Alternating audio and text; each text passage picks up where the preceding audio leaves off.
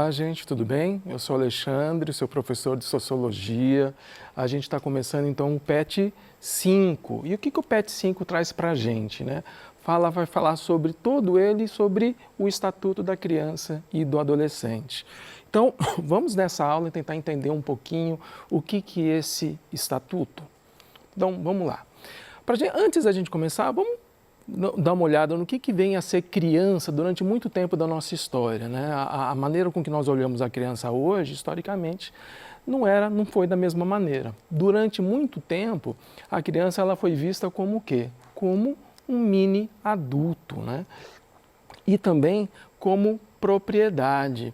Quando nós olhamos, quando a sociedade olha de uma maneira geral para as crianças dessa maneira, como mini adultos e como propriedade, desconsidera um monte de coisa. Por exemplo, que as crianças têm tempos e características próprias, que têm tempos e características próprias também para a aprendizagem. É um tempo muito importante para a formação humana. Quando se olha a criança dessa forma, como um mini adulto e como uma propriedade, também desconsidera problemas como trabalho infantil, problemas como a exploração da criança e o desrespeito à sua individualidade. Ok, mas se hoje existe o ECA, o que existia antes disso, né? Bom, vamos lá. Em 1979, foi instituído o último Código de Menores, né? Já existia outros códigos de menores antes de 1979. E o Código de Menores ele definia algumas assistências, proteção, mas principalmente vigilância com os menores de idade, menores de 18 anos de idade.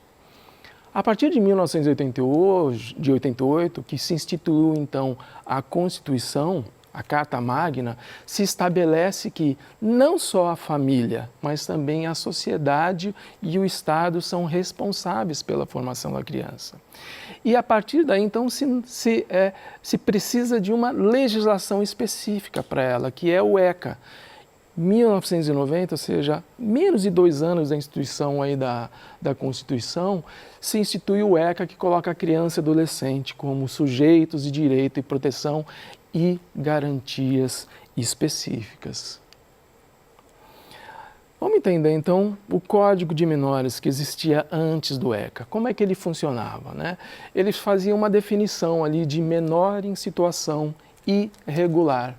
E o que era o menor em situação irregular? Era todo aquele que era menor de 18 anos, abandonado materialmente, vítima de maus tratos, em perigo moral, desassistido, mas, olha só, ele misturava o quê?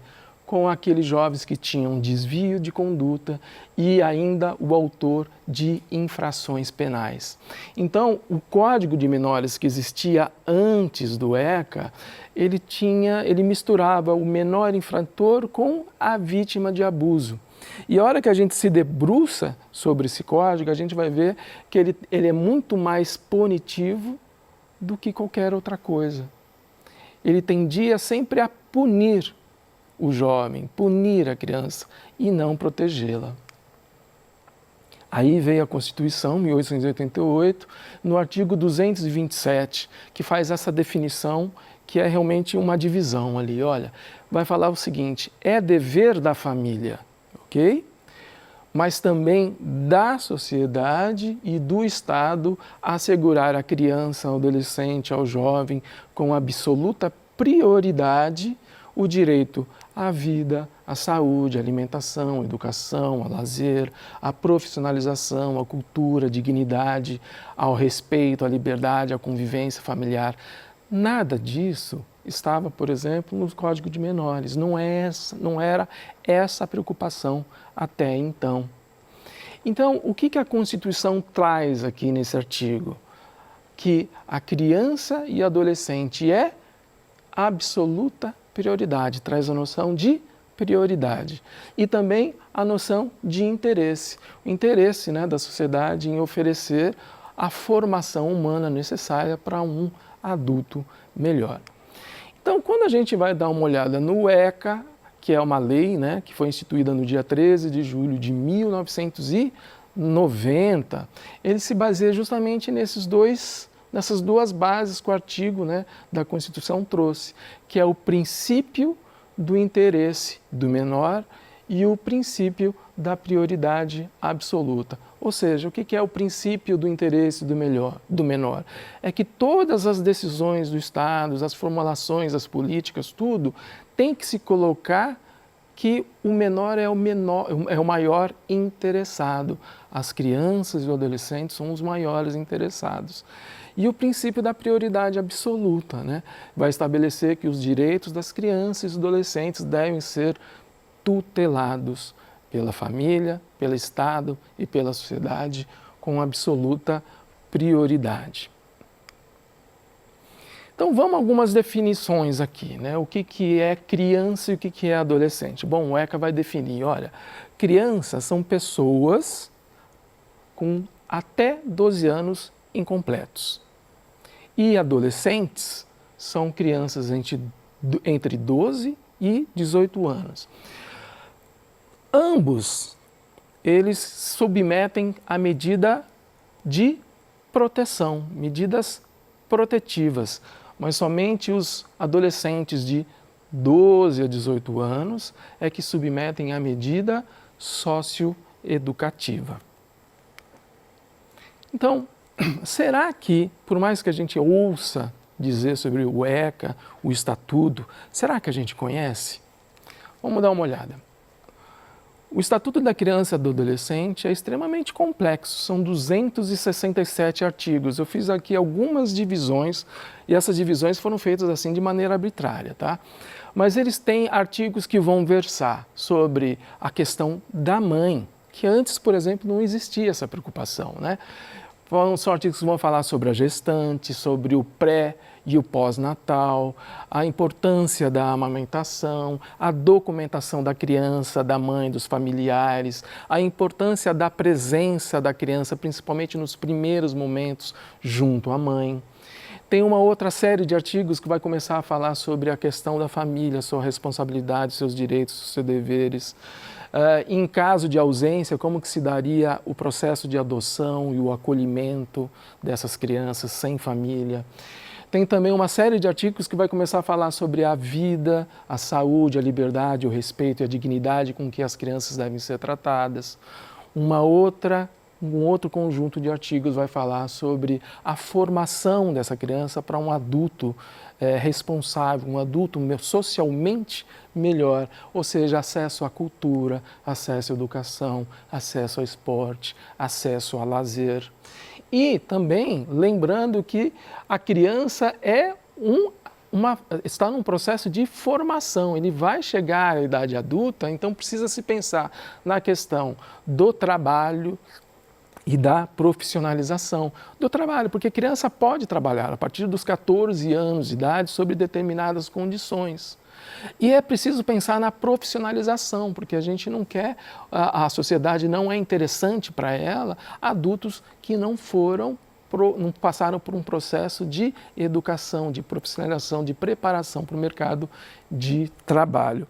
E também vai falar sobre a questão da restrição, e aí são também dos menores infratores. Então, existe essa diferença, tá? Tem coisa que é medida de proteção, medidas protetivas, e tem coisas que são medidas socioeducativas. Lembrar que o ECA, que vai até os 0 a 18 anos, os dois aqui, olha, têm acesso às medidas de proteção, mas apenas as crianças acima de 12 anos é que cabem, então, medidas socioeducativas. O que é medidas de proteção? Por exemplo, uma orientação, apoio e acompanhamento temporários para aquela criança, abrigo numa determinada entidade, buscar uma família substituta se for necessário. E medidas socioeducativas são medidas que podem ser incluídas inclusive sobre os pais, porque os pais, a família, são responsáveis, têm os seus deveres. Se não cumprem, deve ter medidas sobre os pais. Também tem a questão da privação da liberdade, uma justiça especializada, porque a gente não pode cair justamente naquele problema anterior, de considerar a criança como se fosse um menino adulto. A justiça não pode olhar para aquela criança infratora como se fosse um menino adulto, porque os contextos são diferentes. Então é necessário uma justiça especializada. E quais são os resultados disso tudo? Vamos dar uma olhada aqui, olha. Lembra que o ECA ele foi instituído em 1990. Aqui é um comparativo com dados até 2015, ou seja, de 1990 até 2015, nós tivemos uma redução de 24% na morte de crianças de até 1 ano de idade, uma redução de 88% na taxa de analfabetismo de crianças de 10 a 18 anos de idade, redução de 73% na taxa de trabalho infantil de 5 a 15 anos, redução de 64% de evasão escolar. Então, os números são bem interessantes, né? Mas perceba só, foi o ECA que fez isso? Não, não foi o ECA que fez isso sozinho, mas o ECA, ele orienta as políticas públicas, orienta o Estado de maneira geral a adotar determinadas ações que alcançaram esses resultados. Mas apesar de todos esses resultados, a vulnerabilidade no Brasil, num país extremamente desigual, ela é muito grande. As crianças continuam ainda muito vulneráveis. Vamos dar uma olhada aqui em alguns dados. O que a gente vai ver aqui? Por exemplo, crianças e adolescentes de 0 a 14 anos de idade. Qual que é a situação familiar, domiciliar delas? Olha aqui, olha. Quase 50% das crianças, quase metade das crianças, ou são extremamente pobres ou pobres. Ou seja, existe uma vulnerabilidade econômica. Nós estamos falando de aproximadamente 10 milhões de crianças que estão nessas, 10 milhões de pobres e 9 milhões de extremamente pobres. Nós estamos falando de aproximadamente 20 milhões de crianças vulneráveis economicamente. Aqui é um outro gráfico que vai mostrar para a gente as crianças e adolescentes de 5 a 17 anos de idade que estão ocupados. Lembra que a diminuição foi de 73% no trabalho infantil? Pois bem, hoje a gente ainda tem 2,5 milhões de crianças que ainda estão trabalhando. E a gente sabe que quando a criança está trabalhando, o impacto vai ser no futuro. A gente vai ver isso também. Olha aqui, pessoas de 5 a 17 anos de idade ocupadas. Aqui a gente tem uma divisão, né, de rede pública e outra divisão aqui de rede privada. Você percebe aqui que quando se fala de crianças trabalhando, a gente vai ver quais são as crianças que trabalham, as crianças pobres. Como é que a gente sabe disso a partir desses dados aqui? Porque não é muito difícil a gente imaginar que as crianças que estão nas escolas, que estão na rede privada, estão numa condição econômica melhor, geralmente, daquelas crianças que estão na escola pública. Então, quando se ouve o discurso, deixa a criança trabalhar, na verdade a gente está vendo que é a criança pobre que a gente vai deixar trabalhar, porque a criança que é menos vulnerável não entra nesse sistema, não. Olha só. Pessoas de 14 a 17 anos de idade empregadas. Lembra que o ECA vai definir, então, que pessoas a partir de 14 anos de idade podem começar a trabalhar sob determinadas condições.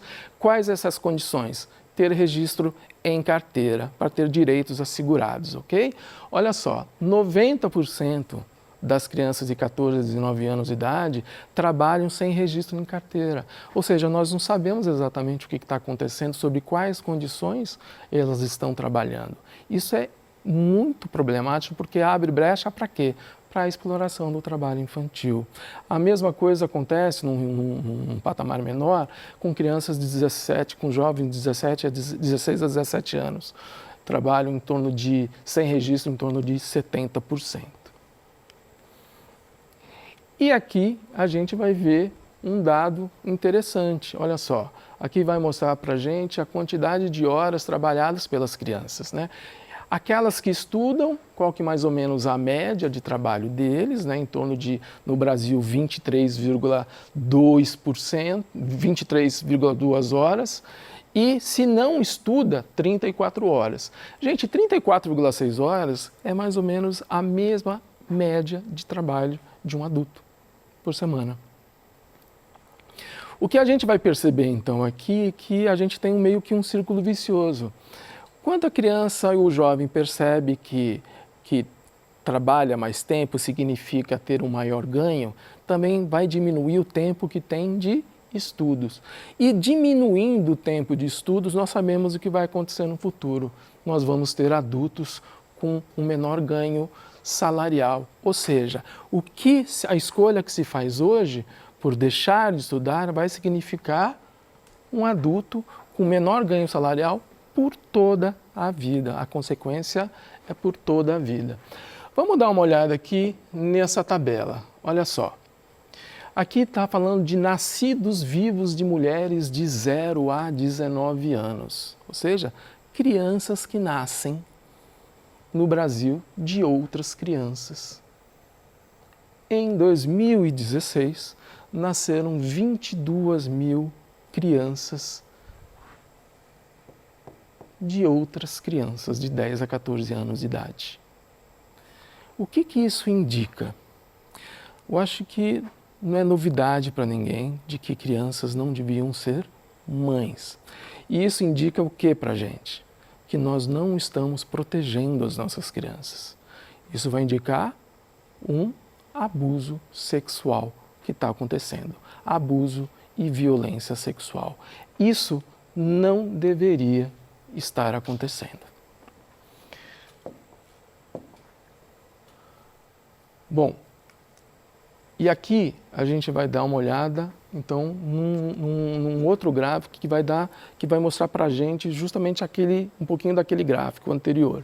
Olha só, a violência sexual é em torno de 185 mil casos registrados entre 2011 e 2017.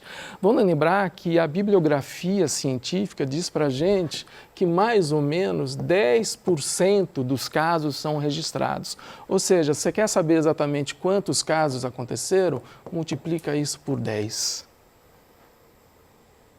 Esse é o número de violência sexual. E onde é que elas ocorrem? Elas ocorrem aonde? Na residência da vítima. Naquele lugar que deveria ser de proteção, é justamente lá que ela se torna vítima. Você percebe então que a gente não pode deixar que somente a família seja responsável pela criação dessa criança? O Estado e a gente como sociedade, a gente também deve ser responsável justamente para que esse tipo de coisa não ocorra. E esse tipo de coisa ocorre de maneira repetida. Nós estamos falando aqui de quase 70% aqui dos casos acontecendo dentro de casa e de maneira repetida. Olha só então o tamanho da vulnerabilidade das crianças e como que nós, como Estado, como sociedade, a gente deve intervir. O ECA, então, ele não resolve todos os problemas, mas ele é extremamente importante para que a gente tenha políticas públicas que sanem esses problemas. O ECA, então, quando ela foi instituída desde 1990, ela traz justamente essa perspectiva, que todas as políticas que nós, como Estado, temos que tomar de providências com relação à sociedade, deve ter como interesse a criança. É ela que justamente é o futuro, é o adulto do futuro. Nós não podemos ignorar que nós temos essa responsabilidade para tratar e é muito grande, ok? É isso aí, gente. Valeu, espero que tenham gostado. Obrigado.